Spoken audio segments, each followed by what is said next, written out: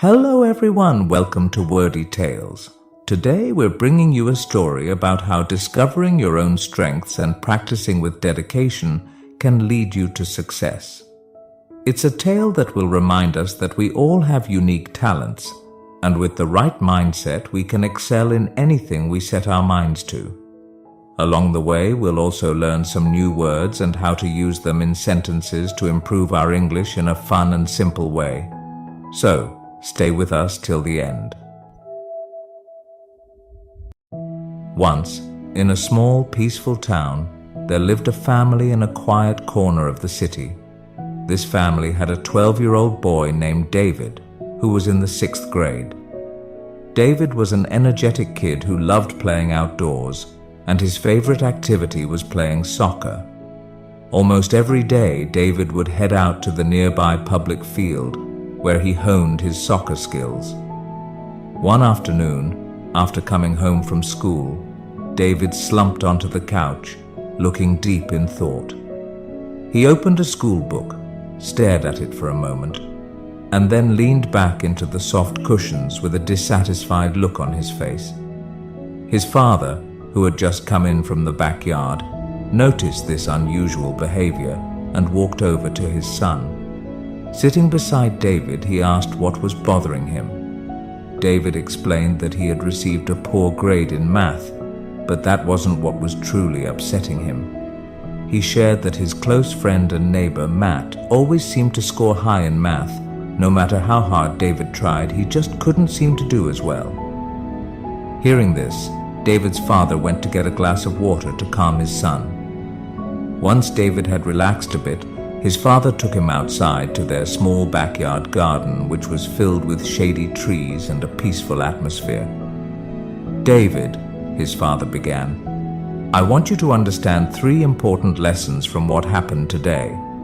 These are lessons that will guide you as you grow older."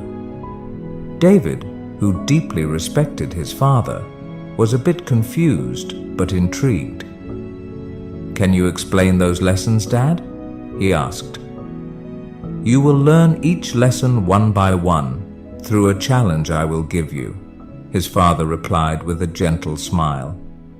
After a brief pause, his father continued, "For the first lesson, I want you to invite Matt to play soccer with you tomorrow." David nodded, eager to find out what lesson his father had in mind. The next morning, the weather was bright and welcoming, and David went to school with his usual excitement.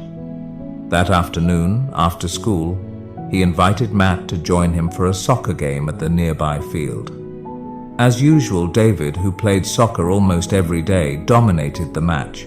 He scored 3 goals, leading his team to a big victory. Meanwhile, Matt, who wasn't very familiar with soccer, struggled. He often lost the ball and made several mistakes. Despite this, everyone who played that day had a great time. Afterward, David cleaned up and hurried to meet his father in the backyard. "Dad, I played soccer with Matt today. What's the first lesson you want to teach me?" His father smiled knowingly and said, "Tell me how the game went." David described everything, from his 3 goals to how Matt wasn't very good at soccer. His father nodded and said, "Look at this, David. Matt may not be good at soccer, but he's great at math. Just like how you might struggle with math but excel at soccer. We're all different, and that's okay. We each have our own strengths and passions." David felt a wave of understanding wash over him. He realized that people are different and don't have to be the same. But, curious as always, he immediately asked about the second lesson. "For the second lesson," his father said, "I want you to pay close attention to Matt tomorrow at school. Keep track of how often you see him counting or working with numbers." The following day, David eagerly went to school, excited to complete his father's challenge. Throughout the day, he quietly observed Matt, noticing how often he was engaged in math-related tasks. After school, David passed the time playing soccer again until his father returned home.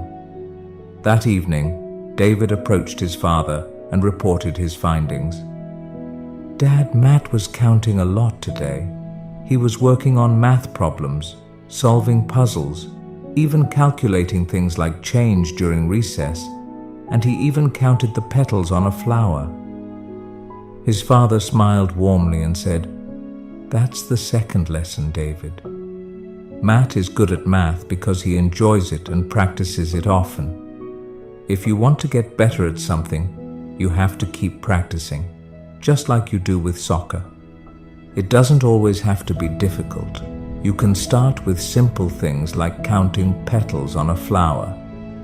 David smiled, realizing that he could improve in anything as long as he practiced consistently, just like he had with soccer. Without waiting, David eagerly asked about the third and final lesson. His father thought for a moment and said, "For the last lesson, I want you to think about how much better Matt is at math compared to you." David paused for a second, then hesitantly replied, "I think Matt is about 3 times better at math than I am." "All right," his father said. "For the last challenge, I want you to study math 3 times harder tomorrow." David swallowed nervously but nodded, determined to tackle the final challenge. The next day after school, David sat down to study math. After an hour of intense focus, he decided to push through and study for 2 more hours, tripling his usual effort. But before he could finish, his head started to throb, and without realizing it, he fell asleep. Later, he was gently woken up by his father's soft tap. "Wake up for dinner and meet me in the garden afterward," his father said. Feeling disappointed in himself, David met his father, his head hung low. "I'm sorry, Dad," David said. "I couldn't complete the challenge. I studied so much that my head hurt, and I ended up falling asleep."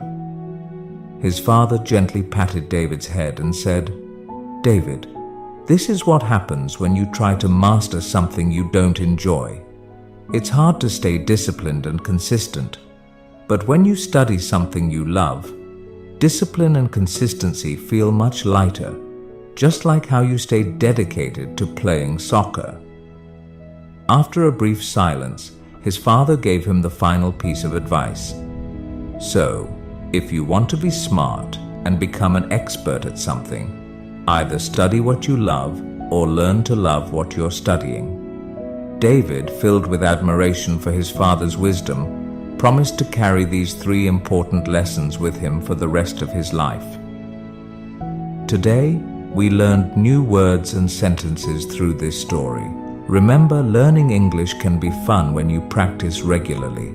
So keep listening, learning, and growing. Make sure to like, comment, and share how this story helped you improve your English. Thank you for watching, and I'll see you in the next story where we'll continue learning together.